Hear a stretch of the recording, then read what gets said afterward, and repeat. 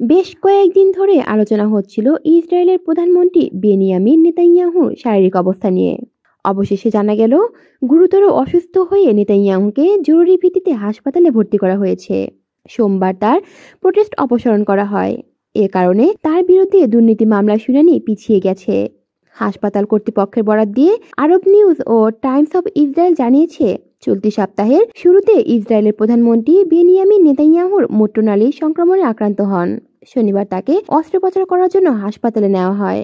অস্ত্রোপচার সফল হয়েছে বলে দাবি করেছেন চিকিৎসকেরা।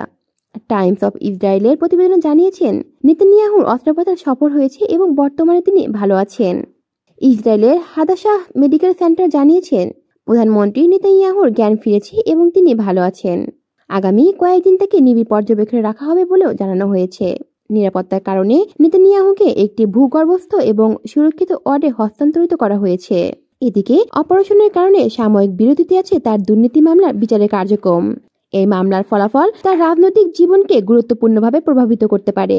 তার আইনজীবীর প্রতিবেদনের প্রেক্ষিতে এই সপ্তাহে নির্ধারিত 3 দিনের সাক্ষ্য গ্রহণ স্থগিত করেছে আদালত। কলি শিকদার, বাংলা নিউজ নেটওয়ার্ক।